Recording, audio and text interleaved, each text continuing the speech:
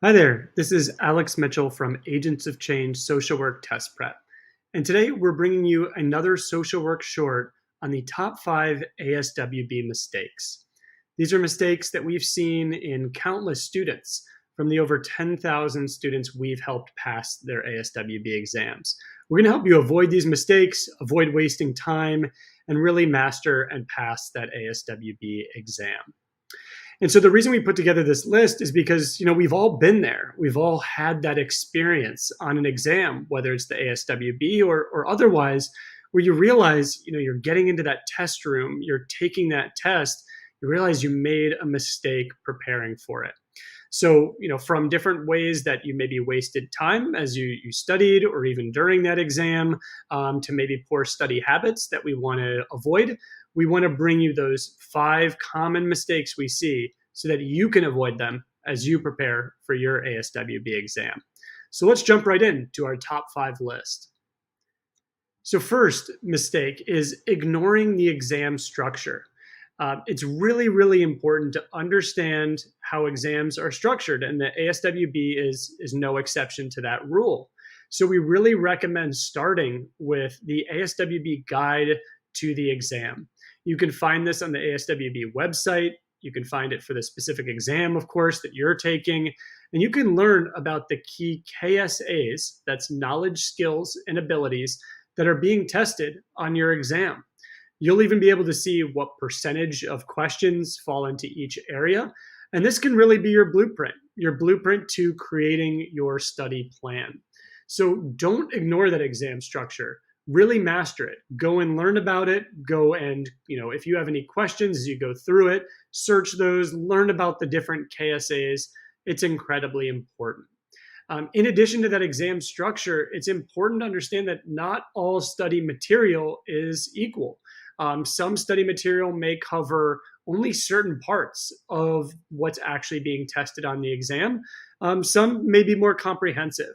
So it's important as you're looking at that exam structure and as you're considering your study materials that you make sure those materials you choose match the content of the exam well. So pay attention to that exam structure.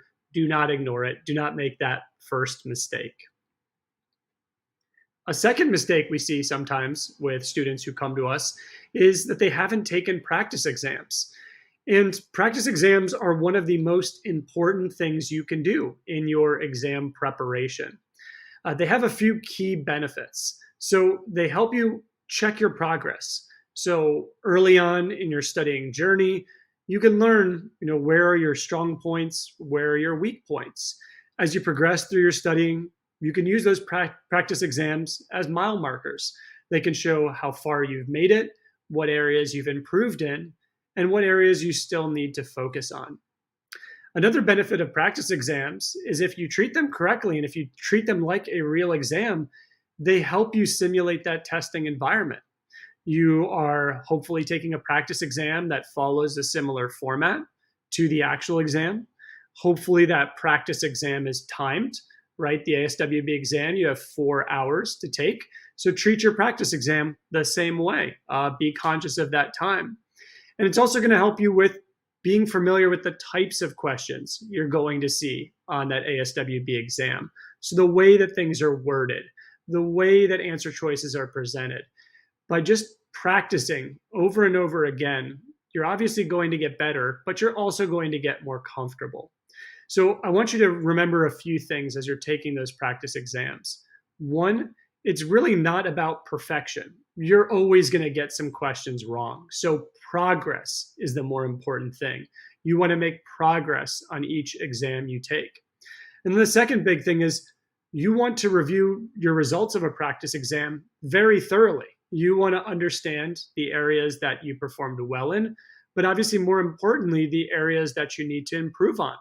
And you can incorporate that into your study plan. Let's say there are 3 subtopics you realized you hadn't covered well enough.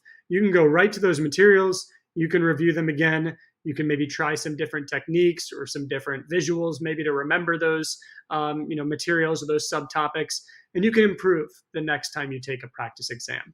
So don't make this mistake. Ensure you take at least 2 practice exams. Agents of Change offers 2 full-length practice exams, and we also recommend that you take the official ASWB practice exam about 2 weeks before your exam is scheduled. Really important. It's obviously the same organization that produces the actual exam you're going to take.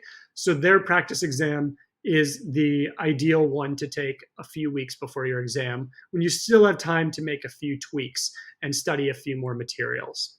So take those practice exams. It's a critical part of your study process. The third mistake is poor time management. So, if you think about the exams you've taken in school, maybe even in high school or middle school, you know that feeling when you've looked at the clock or the teacher says 10 minutes left and you realize, you've only done half the exam, or maybe even worse.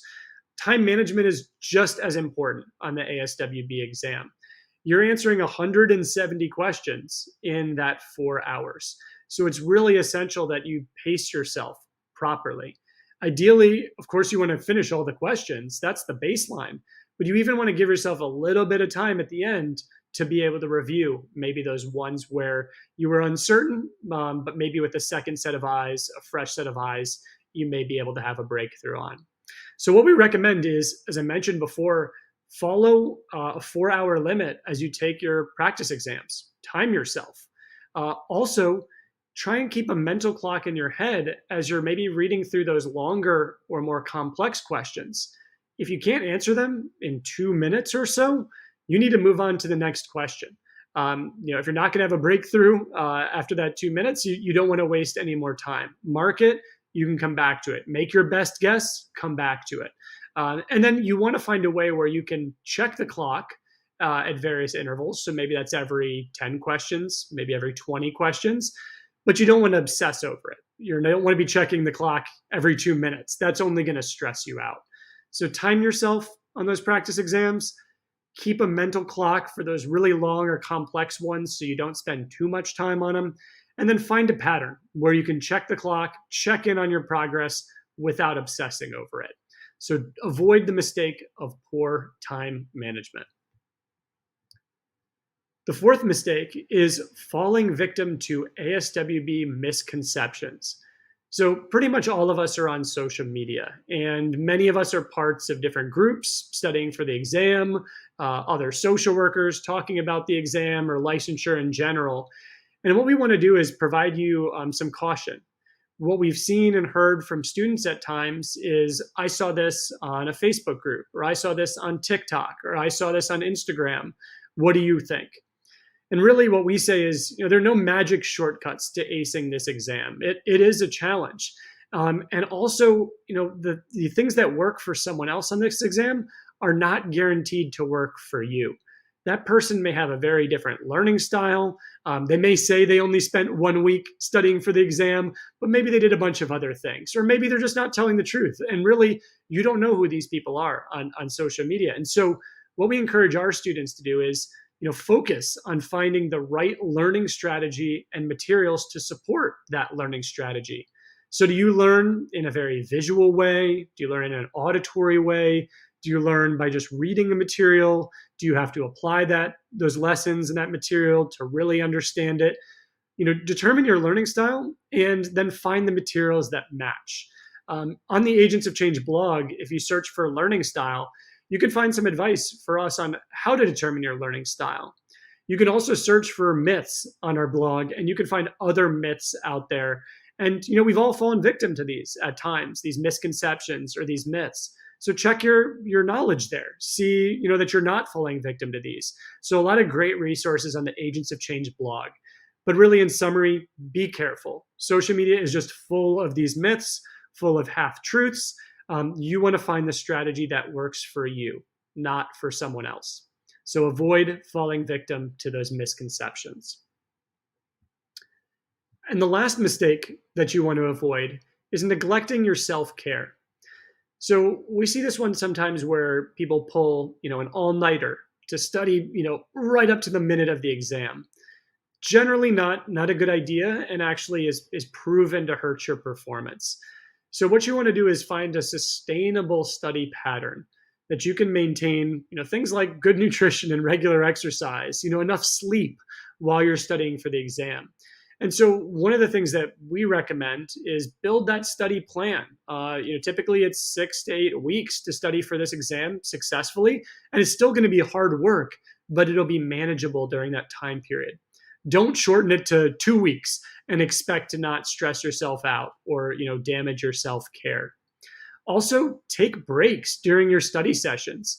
Research has shown that when you get beyond 2 hours of studying, your brain starts to fail to comprehend or store or memorize the information you're seeing.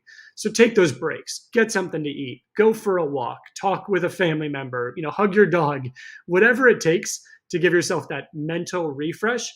Very, very important. If you're someone who suffers from anxiety, as many of us do, check out the tips in our blog. Again, just search for anxiety on the Agents of Change blog, and you'll find lots of tips for ways that you can practice mindfulness or other techniques to keep anxiety low during your studying, but also importantly during your exam, which can be a higher anxiety time. And again, I'll say this one more time. Get plenty of sleep. Bring a snack as you go to your exam. 4 hours is a long time. It's a mentally draining exam. You want to be at 100% as you walk into that testing center and as you complete that exam. So pay attention to your self-care. Do not neglect it. That is one of the big mistakes we see from the students we work with. So those are our 5 mistakes. As I mentioned throughout, there are many more resources on the Agents of Change blog, which you can find on agentsofchangeprep.com. You can also email us at agentsofchangeprep@gmail.com with any questions that you have. Most of our content is taught by Megan Mitchell, as you can see if you're seeing the video here, and she is always available to help out with any questions that you have. So you can do this. It's a challenging exam, but by avoiding these mistakes and really leaning in and coming up with a study plan that works for you, leveraging materials that match your learning style, you can definitely do this. You've got this, and best of luck on your exam.